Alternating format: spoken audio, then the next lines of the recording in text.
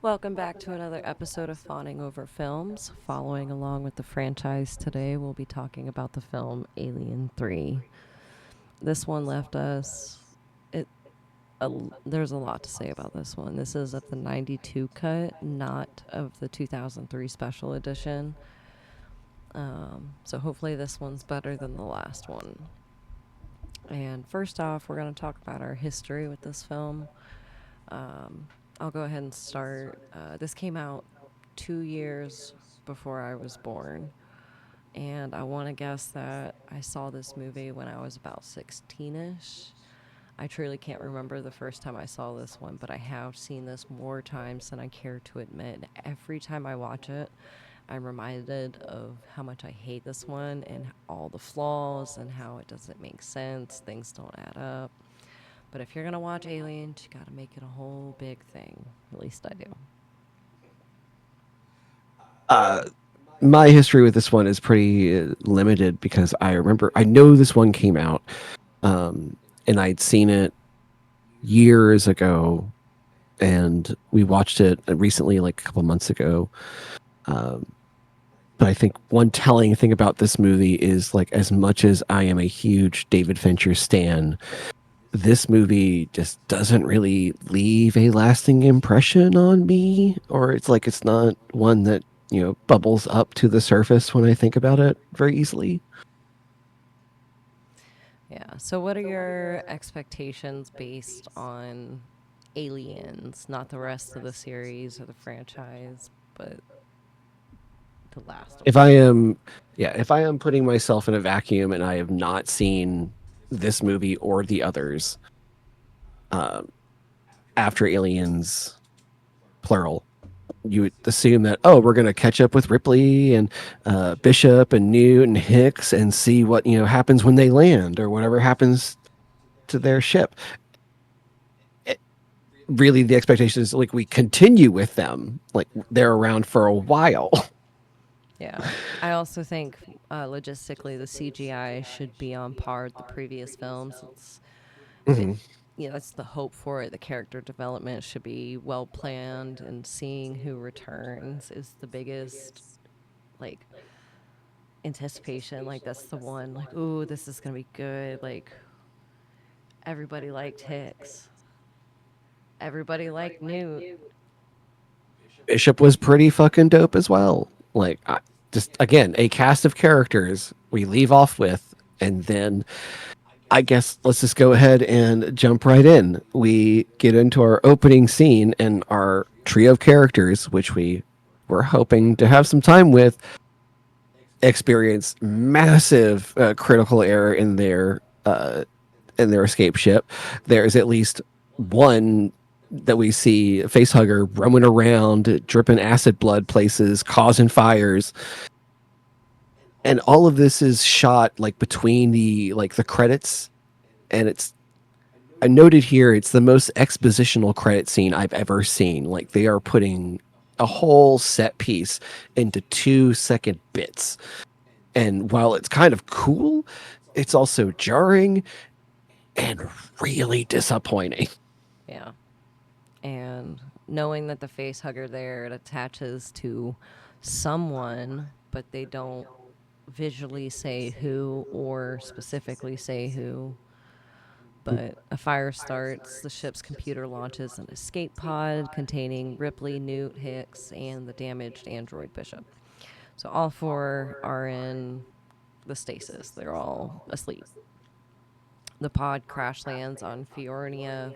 Am I saying that right? Fiorina? Anyway, Fury 161. Yeah, It's the nickname Fury works. it's a foundry and a maximum security. Basically, it's just a giant correctional facility, a giant prison. All male inmates with a genetic predisposition for antisocial behavior. So they recover the pod and its passengers, and the face hut. Well, so you see them, and then they kind of disappear out of frame, and then the dog Spike comes into frame and approaches the dog, and then you just know what's going to happen. It latches to the Yeah, dog's because face because why? Why with the animals? You just gotta. I can't. I can't. so after we get the that the dog discovering the face hugger, Ripley is awakened by Clements, played by the delightful Charles Dance, the prison's chief medical officer, who informs her that she is the only person that survived this wreck. She has been out for a week, and then like very politely starts to interrogate her. It's like the most polite interrogation through this movie that he gives. Oh, yeah. I think it's mostly the accent though. I don't know. He's just so charismatic. He's always done his roles so well. There's just something captivating about him. Mm-hmm. Like, Like not just visually, but like his voice. He's, what do they call he, those? He's a siren. Just he listen to his sing. he could read me any book, and I would just be like, okay, I will try to stay awake, but just go ahead and read. Yes.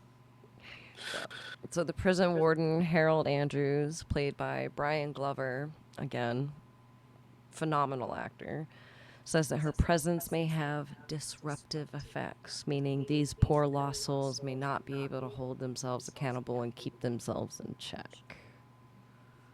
And he also refers to them as YYs, which is actually a thing that happens like biologically. There are men that have two Y chromosomes, and it does come with some genetic troubles. Let's call it that.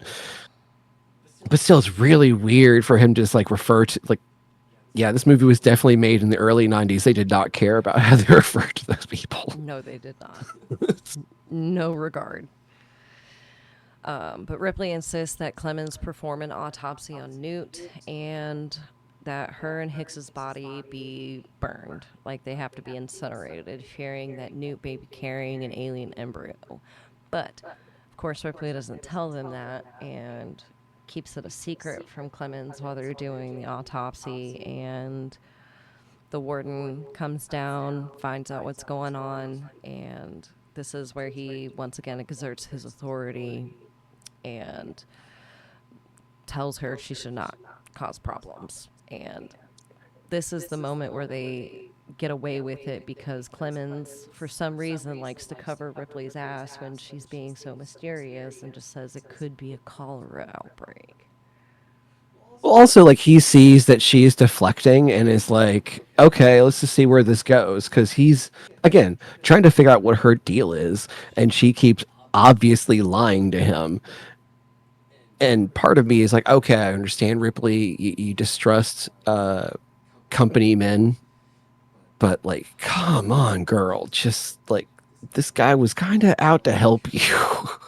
You really didn't have to like put him off or like lie to him for as long as you did. Yeah, for sure. So I guess what happens next? They start at the incinerators, and then They have a nice little funeral. the funeral proceeds. Yeah, with the spiritual leader, and they don't really say he's the leader, but he definitely is the one that takes charge of the group and has words of wisdom to share all the time, and that's Dylan. Dylan, I would have to say, was my favorite character. He was played by Charles Dutton, and once again, another phenomenal choice to have made. The most cutthroat, like holy man I have like ever seen in a movie. That's not like played up for it. Like, dude is a holy man, but he will also put you in a hole. Yes. He did the eulogy to Newt and Hicks as their bodies are dropped into the furnace. And at the same time, a quadrupedal alien bursts from the puppy dog because they just had to go there. They just had to. I have to say though, the CGI for the alien was actually pretty good though. The puppet they used was pretty well done. I did enjoy that. I was very pissed off and the part where the dog's getting his stomach punched out was really like really hard to handle.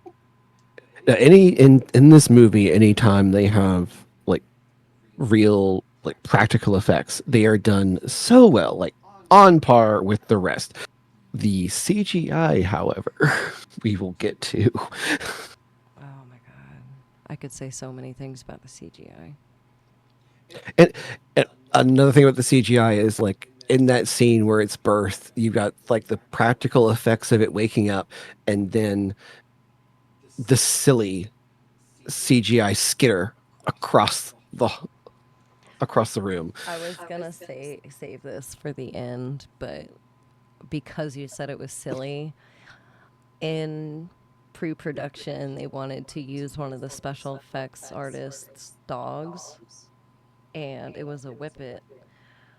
So they actually dressed up the dog in an alien suit and had it running around and everything, and they thought it looked like too goofy, too silly to actually use in the film. Which, I see, don't know. They either used that dog in that scene because the way it skittered and the way you in the video that showed me behind the scenes, like it kind of ran the same way. in Either the that or they definitely CGI modeled after that they dog. CGI modeled after that in the version we watched. In the Okay. other version, you can actually see the dog running down the corridor. So, But for what I saw, I mean, yeah, it looked kind of goofy when he ran, but it was still would have made more sense. It was a dog version alien. I guess my thing with the CGI in this movie is it all looks like suddenly you have put a South Park like paper on the film, and it looks like that. It just looks so badly imposed. It's not quite that bad. All right, so the alien busts out a spike, and we, so starts the countdown of who's going to be the first to die. Ripley and Clements have a little flirt, getting a little chemistry going, Getting a little and frisky. Ripley pretty much Ripley is pretty much asking like, hey, it's been a long time. Like, can we do something? And Clements just goes along with it because I mean, I guess why not? I mean, it's been a really long time since they had a woman at that planet. Though that's just asking for trouble for her to be there, but he was Oh the yeah. only him and Dylan, I have to say, were the only decent folks there, and Dylan had his own demons, but so did Clemens, but I mean, He was a really nice guy. yeah.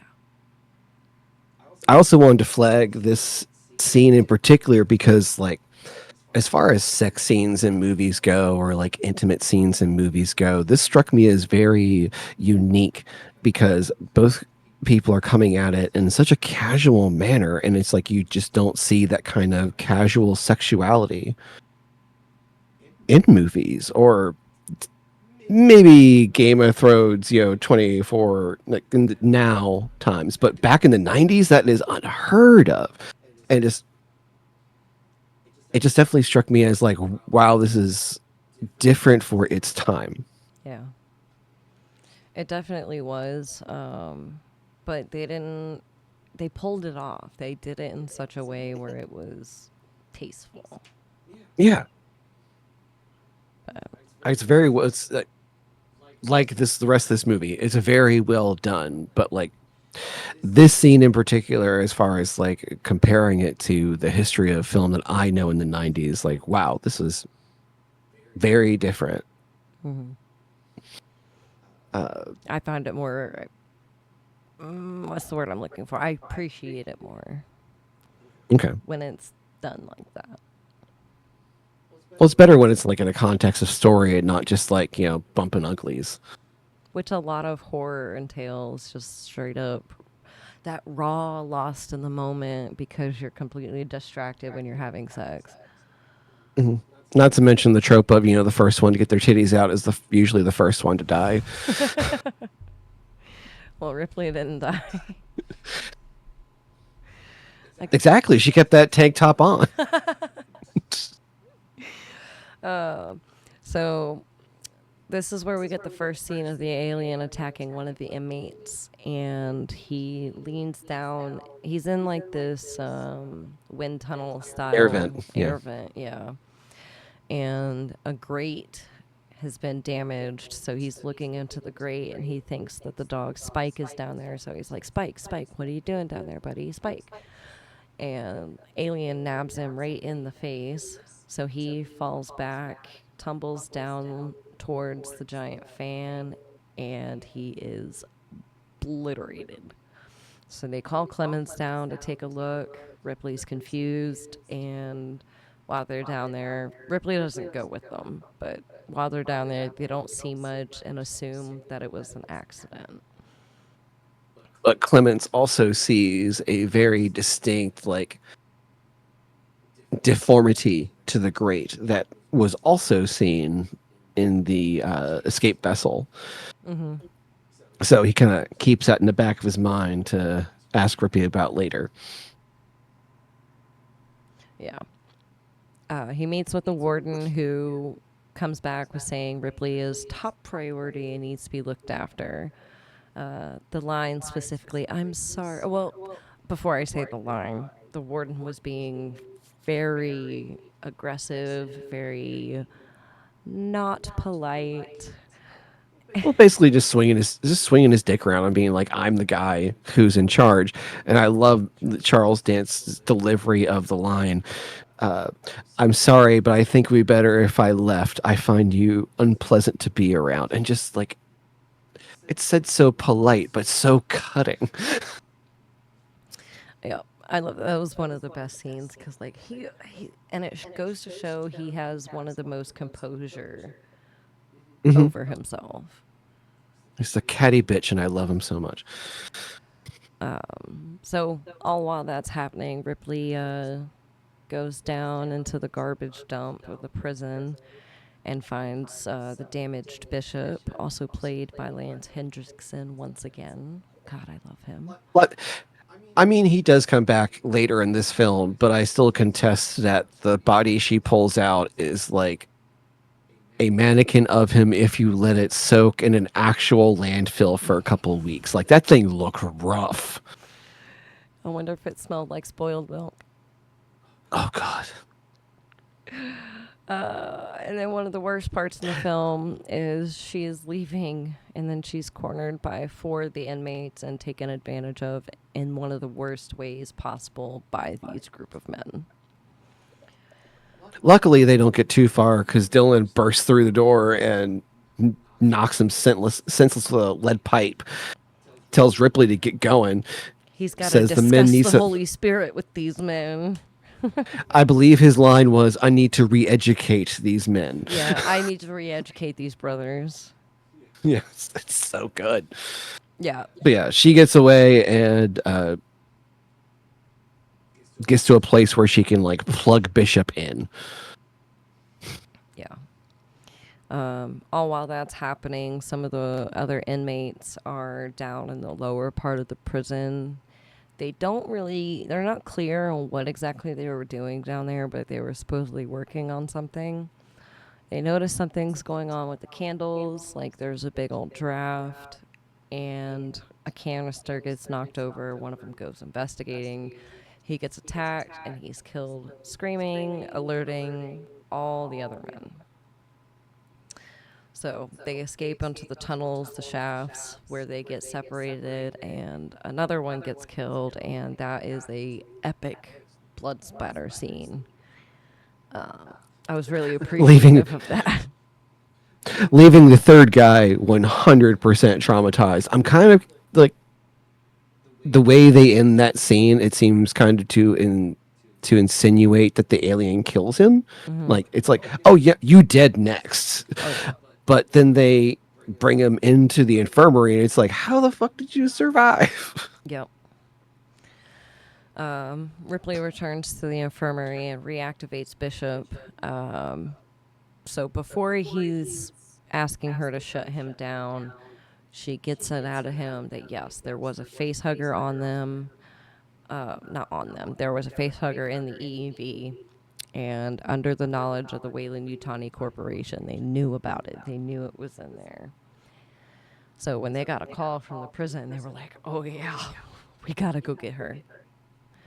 But it was a very well done scene. It's very poignant. Like it's Like, as a Bishop fan, I appreciate they give my boy a good send off, but like at the same time, you got to kind of wonder if he knew the face huggers were on board. As good as a person Bishop is, was he following the company's orders and putting those eggs on board? That's a good question. It's a really good question. Yeah. So yeah, as I mentioned before, this is interrupted by Gallic, the prisoner before, who is left by the alien. They wheel him in, and he is not doing well, referring to the alien as a dragon, which is unsettling. This is where Ripley informs. Well, they go through the big scene, and Dylan actually comes in to try to calm him down because they just wanted to sedate him and put him away. But she informs Andrews, played by Brian Glover, of her previous oh my gosh, I can't talk, previous xenomorph encounters. Of course, nobody's gonna believe her, because why would you believe an alien that can bleed acid and 8 feet tall and bipedal? And yeah, that's a tough one to sell, but she suggests that everyone work together to hunt it down and kill it. I'm just saying, like, again, if two people have already died and this lady is telling you, hey, this could be an alien that came on my ship that I was worried about this entire time, you biggest dipshit award goes to the warden for just, again, this not believing her. Because, like, again, someone is yelling at you, hey, the sky is falling. See up there? Look, it is falling. And you're just like, nope. Nope, not at all. It can't be falling. Nothing's hit me, so it's not falling. And in the process of, like, telling him, like, what's going on, she's like, do you have any weapons? And he's like, nah. Nope. Not concerned whatsoever. Yep. And the only hope, is being rescued, quote, rescued by the Wayland Yutani Corporation that they're sending to pick up Ripley for. I think this is when Ripley just, like, kind of just, like, stares into the middle distance and goes, we're fucked. Check, please. So Ripley and Clemens go in to talk about how he has the barcode on the back of his head. And he was addicted to morphine, had a real great, promising future during his first residency. He came home drunk, got called back out due to an accident, and he ended up killing 11 people because he dosed them with the wrong amount of painkillers. So he got his license revoked, he got charged and convicted, and now he's a medical officer at the prison. Which seems like really heavy-handed. Like, I know that 11 people died, but like today's medical world, I believe, like, okay, you'd have your medical license taken away, but like I feel like prison might be I don't know, especially a prison that's on another planet. Like earlier when they had intimate relations, he had said, you deflected my question in the nicest way possible. And that's like deflection number 3. And this one would be deflection number 4, because he asked her a question, and then she's like, so tell me about that barcode on the back of your head. So yeah, he can spill all the tea, but she won't give him any breadcrumbs. No. And unfortunately, in this wonderfully done scene, the alien sneaks into the room and totally ganks Clemens. Which, again, fuck, Gallic is just right there, very, very easy. Oh, But and nah, he he's in a straitjacket, so he can't get up. He yeah can't get yeah. away. So fucking Alien had to take my second favorite character so far. Like why you gotta Yeah. keep killing the people I like? Well, it's not even that, but they keep killing off well-built characters. Like I get it, Hmm. it was for the plot, but at the same time, like y'all could have kept him in there. So one thing I hate about horror is you get attached to a character and you just have to know they are going to go away. Like they're going to be ripped from you at some point. And you're like, please let you be the last boy or girl. Yeah. So after it offs Clemens, it kind of goes up to Ripley and starts like kind of, I guess you could say, it was sniffing around. Yeah, it's that iconic shot of like her like up against the wall and it's getting closer and like what is currently on the screen right now. Yes, exactly. And I'm telling you all the negative things right now. So this should be your face hearing about this movie, how cringe it is. Yeah. So yeah, it gives her a sniff and then retreats, which Ripley is obviously very confused about. And then it jumps to the cafeteria where the warden is like freaking out about the state of the prison and how Golic was the one that killed the other inmates, that he's delusional and deranged, but they have it under control. And at the same time, Ripley's on her way to the cafeteria to warn everybody. And then my favorite thing in the whole movie happens. Straight down from the ceiling. Yeet. Bye bye, warden. Yep. I also love like right after this scene where they have like 85 80, is that his I name? don't remember. 85. 85, 86, 86, like something like that. He is mopping up his boss's blood and just like kind of like ducking and looking above him, making sure the alien's not still there. And it's just, That was torture. I don't know who. Did they have to pull straws to see who had to mop up the floor? well, I'm pretty sure because we find out why he's named that. It's pretty, I'm sure that's why he got the job. But Yeah, because his IQ score was real low. All the other inmates teased him about it because he had the lowest IQ score and he wasn't yeah, even a prisoner. yeah, like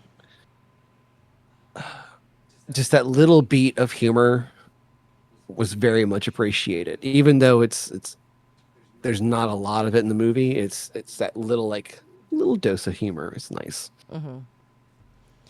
So they all gather up and decide who's going to be in charge. And they want Dylan to be in charge, but he is refusing flat out. He does not want to. So instead of having a leader, they all just kind of discuss together how they can lead it around and trap it. And this is where Ripley takes over, and the inmates are just slowly losing their shit. Yeah, it's not a good time. I think they try to trap it in the toxic waste disposal unit, which seems like a very good plan. Unfortunately, as they're laying out all, I guess it's gasoline or some sort of like flammable liquid on the floor. Some dude drops one of the starters, and boom, everything goes up. Yeah. A massive explosion, and several more inmates die in that explosion. Dylan activates the sprinklers at that point, puts out the fire, and then they have this nice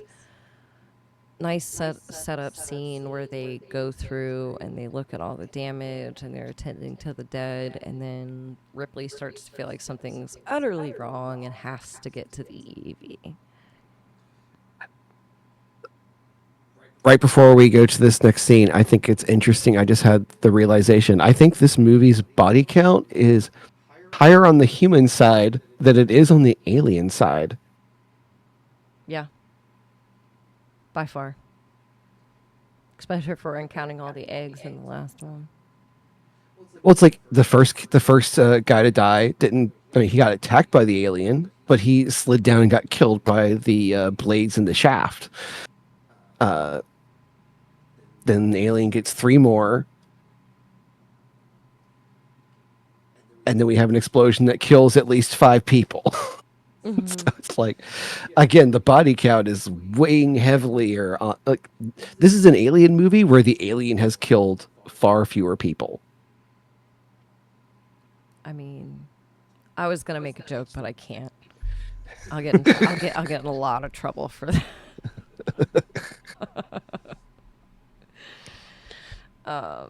So re- with Aaron, so she recruits Aaron, and they get to the EEV. So she's scanning herself using the medical bay or the medical pod, and they see the embryo of the alien queen growing inside of her. And I just want to say this is a truly sad and shocking moment where we know we're going to lose Ripley, but I'm also very frustrated because how did she get impregnated? Was it her cryopod that got damaged by the face hugger and Newt's was the one that got cracked? How exactly did that happen? And they chose not to go into detail with this. It's infuriating. And I also want to know how it stayed inside her so long without busting out of her chest early on when all the other ones, it didn't take any time at all, even for the dog. Didn't take any time at all. Weeks. She had been there, like that time frame before the alien burst out of her was over the span of weeks. That is a massive plot hole that cannot be accepted. Oh yeah, no, it's definitely, as Cinnamon says, ding on this one, but um, yeah, this is what happens when you have 8 people try writing a script. Poor Andrews, he's in denial the whole time because he's convinced the company is going to save them and kill the creature and that he's going to get rescued. And he will not give Ripley access to the terminals because she's trying to send a message to stop them from coming.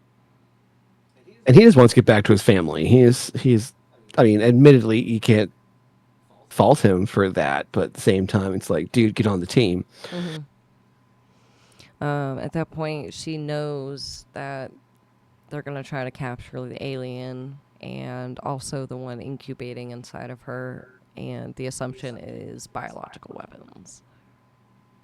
Yeah, because I mean, that company don't do anything good.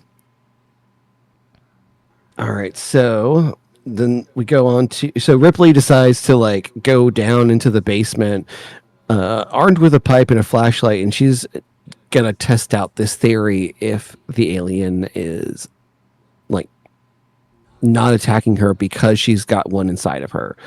Uh, I do think it's a little um, self-serving to think it's the queen. I mean, who's to say it could be a drone? But I mean, I'll give Ripley, okay, that sure, it's quote unquote the queen. In the script, they say it's the queen. In the movie, they did not say it's the queen. I'm just saying, in the script, they also should have like given us like a solid reason as to why it should be the queen. Well, also in the script, it says that the queen slithers into Ripley's mouth. That didn't happen. That would have been a pivotal. I can't breathe. That would have been a pivotal part to add in. I assumed that was happening during those like 2 second flashes of like random chaos at the beginning. Like I'm pretty sure like either they omitted that completely or there is a scene in there where you see Ripley struggling with the face hugger, but we just get the screen showing that there's a face hugger on a person. Uh, So let's see. She goes down to the basement, uh, finds the alien, and like after antagonizing it, realizing it like, oh, it will not kill her. So she's like, okay, we need to figure out a way to make this work for us. yeah. And since the alien, and this is where the whole scene shifts. She's, don't know how much time passes, but she comes back up from the basement and tells Dylan about everything and that the alien won't kill her because the embryo. So she's begging Dylan to do it. So she's got her arms up on the bars and facing away from him. She puts her face between the bars, and he's got an axe. He starts rearing back. He's going to swing that axe, and he intentionally misses her head by swinging above her. And he agrees to off her only if she helps them kill the alien first.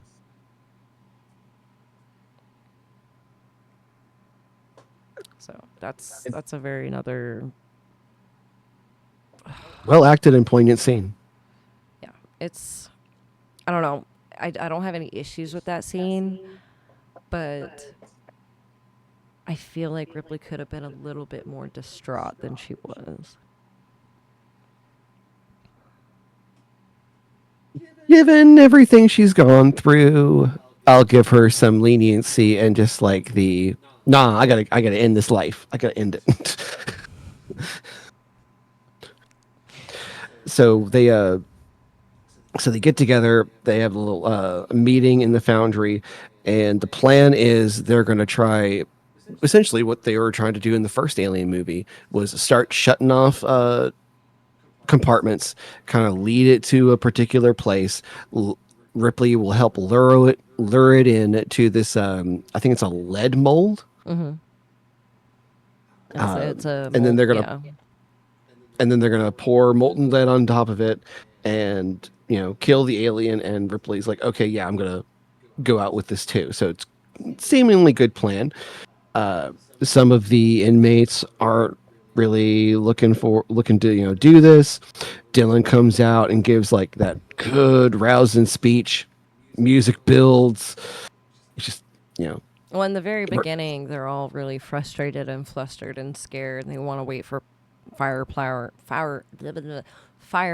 And Ripley has to explain to them that the company isn't going to help them; that they're going to take the creature. They're not going to kill it.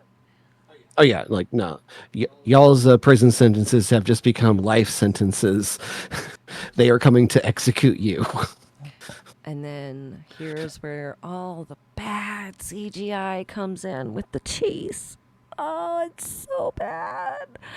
They should have invested more time into using the puppets and still shots for this than using that much CGI. I mean, the Whippet would have been better than the CGI. I mean, the scenes that were not CGI for the chase scene are pretty like well done. I will say like it's a very tense, chase scene for what it was. But yeah, it's the CGI kind of ruins it. It does. I'm a huge sucker for good special effects.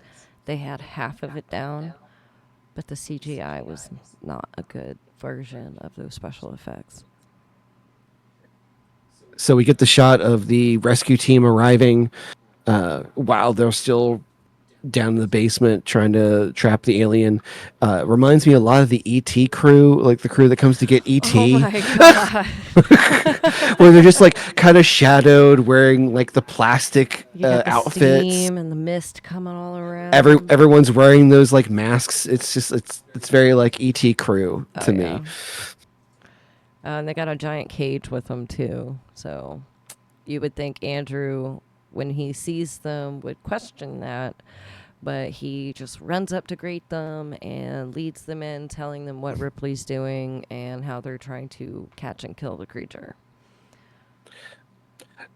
So Ripley eventually corners and leads the alien into the chamber, got it by the tail. Dylan grabs Ripley and is like, no, no, no, no. We got to make sure that this thing fucking dies, and you're not dying before it dies. Well, the best part about it is when Dylan grabs Ripley, the alien feels like, from what it came off as, the alien feels like Dylan was threatening the embryo and threatening Ripley. So now it's following them much, much easier, and Morse shuts the door on them when he grabs her and leads them into the molten lead room. So they're in the mold. Dylan tries climbing up, but the alien starts climbing up. So he's like, no, no, no, I'll stay down here and keep it down here. You climb up and drop the lid on it. Oh, I should mention that the whole bait and chase plan resulted in the deaths of every prisoner except Dylan and Morse. So the alien like got some kills in. So we're about equal now, I guess. Roughly. I'm trying to do the math. Like it's neck and neck. It's pretty close. It is pretty close. So they're trapped in the chamber with him, and yeah, he tries to climb up. Alien follows him. He climbs down. Alien climbs down. And unfortunately, he makes the choice to sacrifice himself while Ripley climbs out. And she gets out safely, and Morse pulls the chain or the lever to drop all the lead.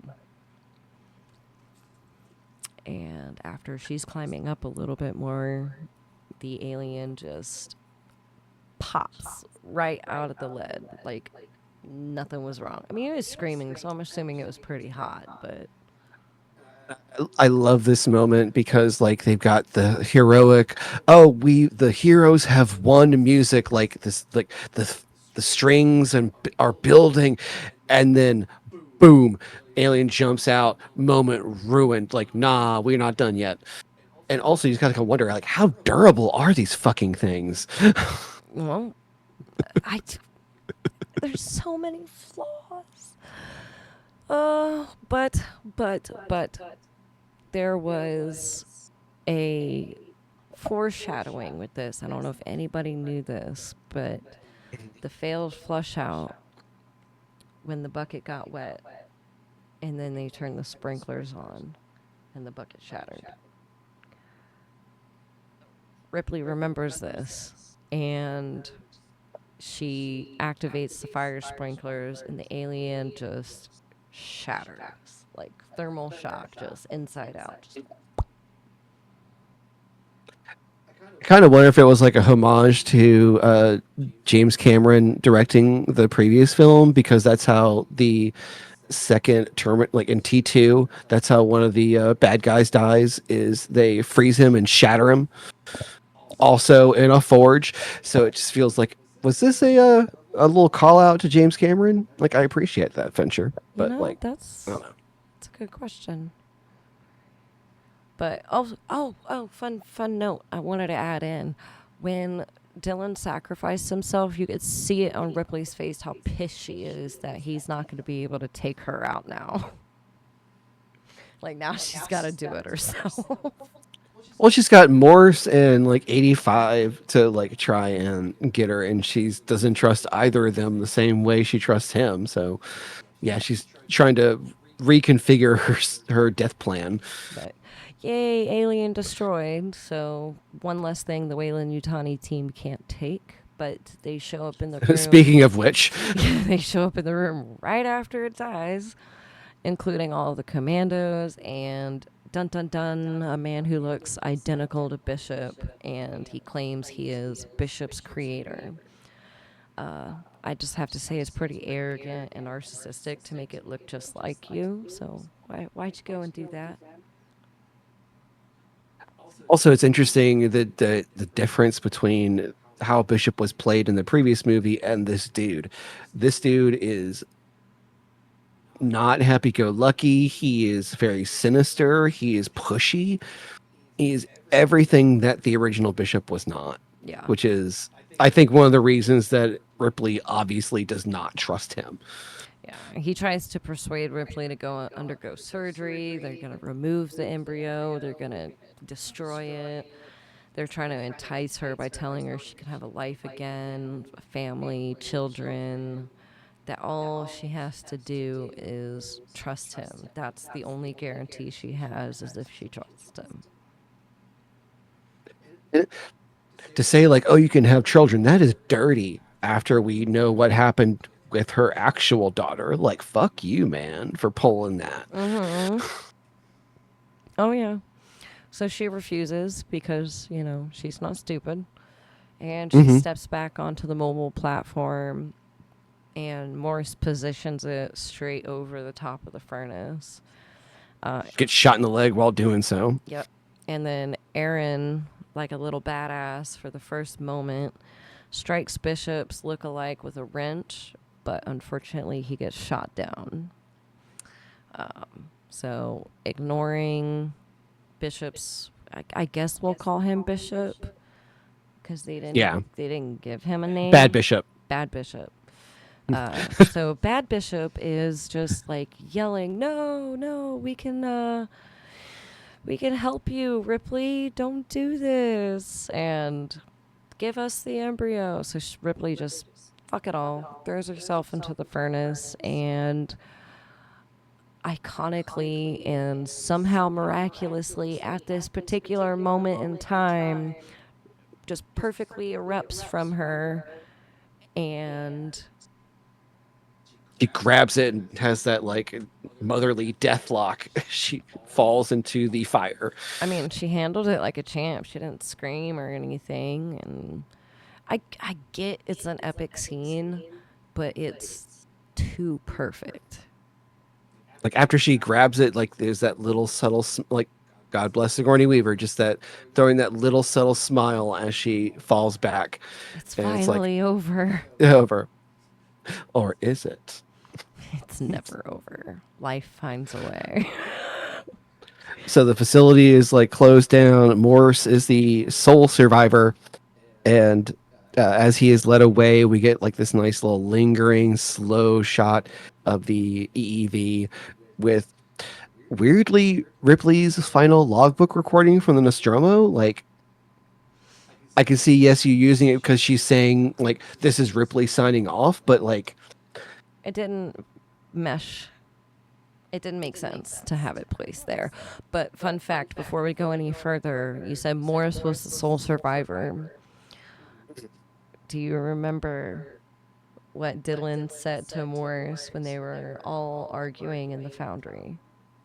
oh yeah, that's right, because he's got that deal with God to live forever. Because he made a deal with God to live Yeah. forever, and he lived. Now, I don't remember where I read this. I think it's mentioned in the next movie, Resurrection. But Morse lives. They do not off Morse, and he goes on to write a book, and he's labeled as crazy. So the Weyland Yutani Corporation did not kill him off.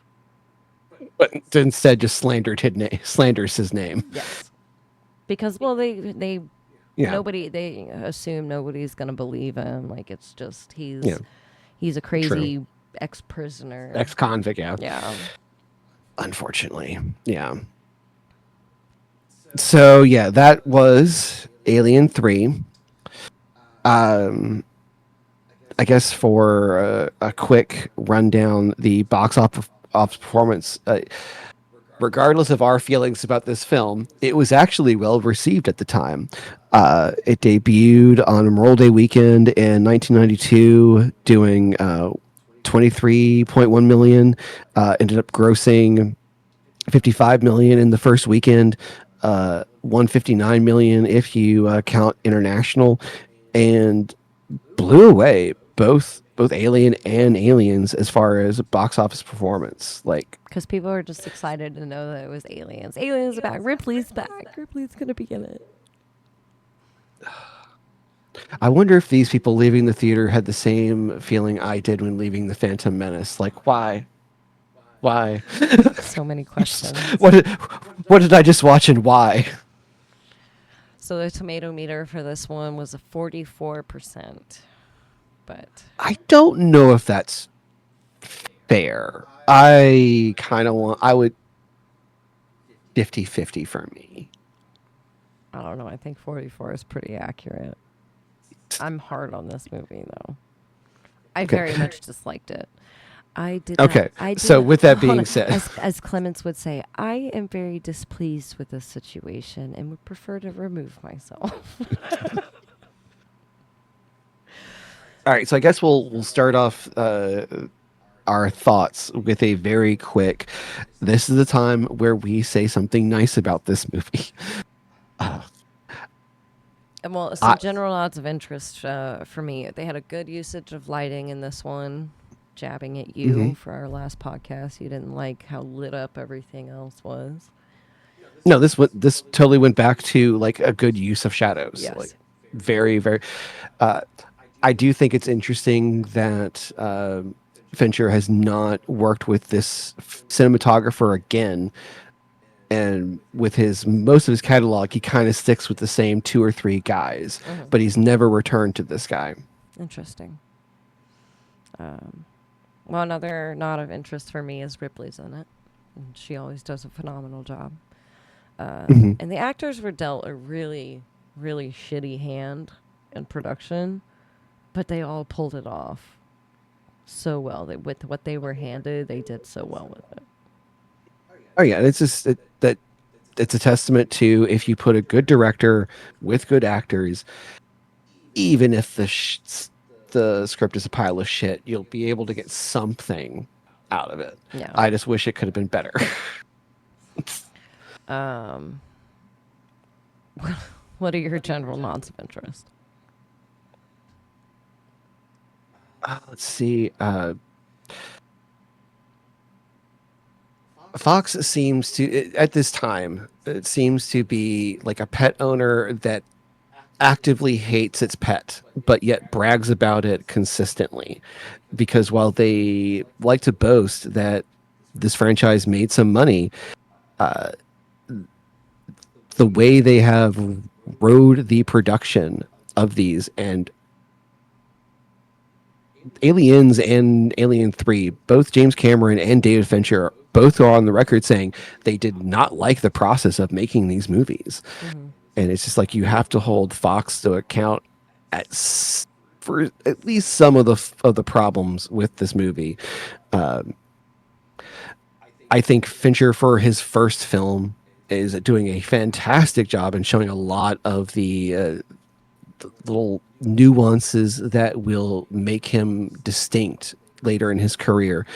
Um, the back half feels way quicker in pace than the front half, which is again, if you have a script that's written by 8 different people. Yeah, all of my cons that I don't like about this movie, all my issues with it, are not a result of David Fincher at all.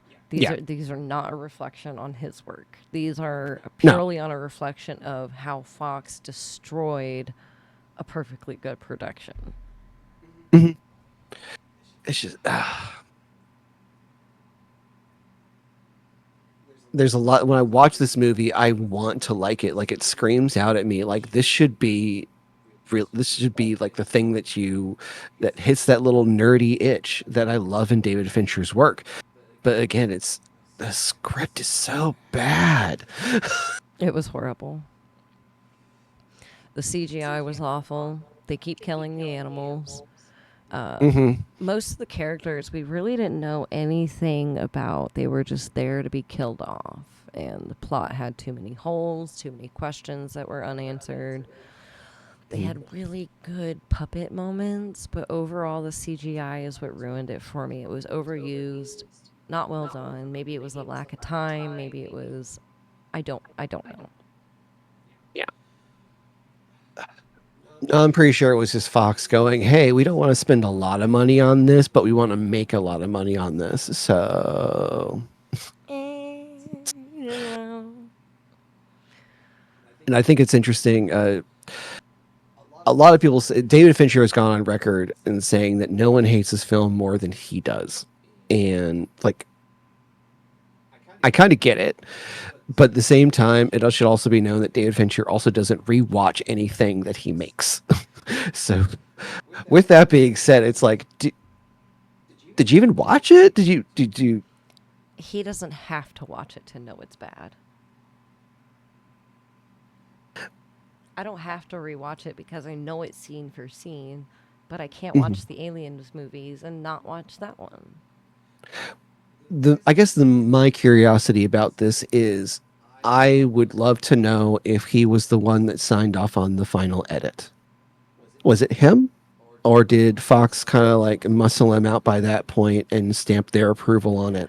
I don't know there Uh, because there was a scene, I can't remember what scene it was, but Fox was like prohibiting him, like, no, you cannot go down there and shoot this scene.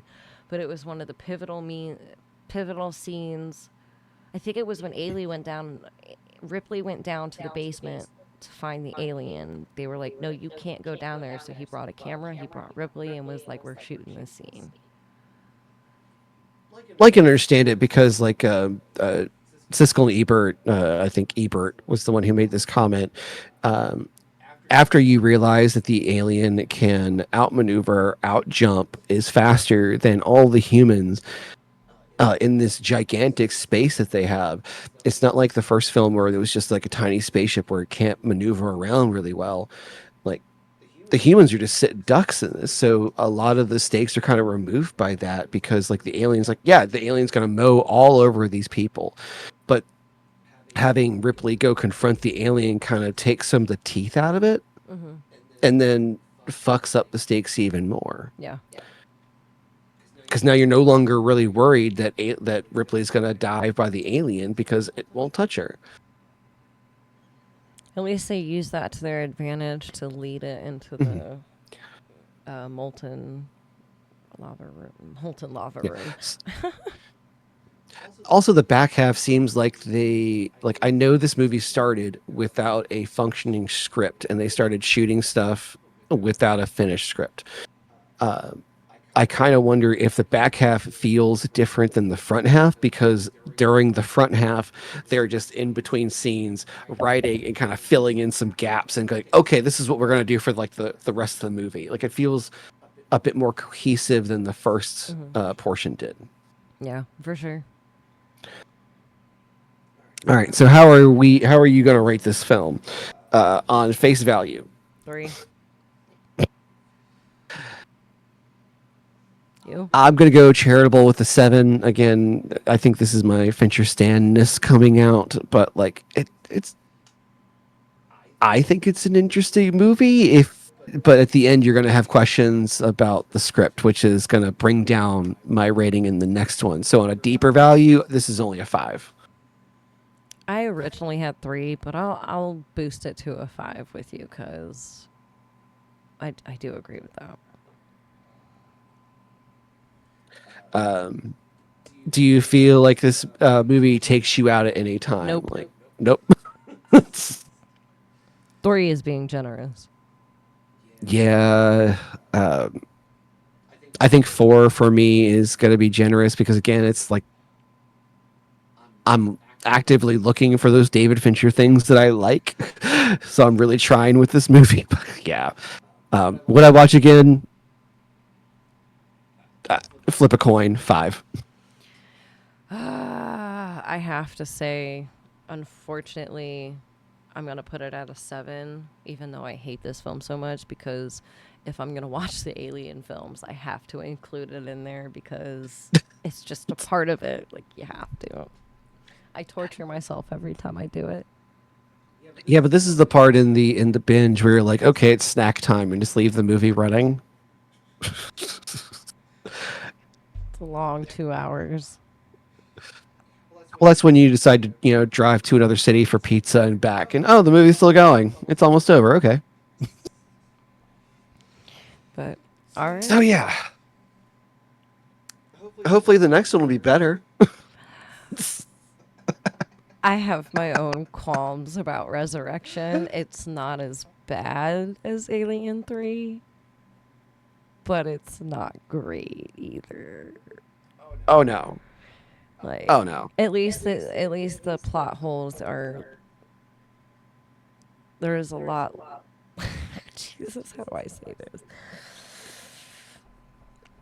The plot holes in this one were really bad. The plot holes in Resurrection aren't as bad. No. Yeah, I was going to make a comment about Joss Whedon writing, but no, I'll save all of that for the next episode. So that does it for today's podcast. If you've made it to the end and made it this far, don't forget to like and subscribe. Tell us what you think in the comments. Our next podcast is covering Alien Resurrection, and we will see you then.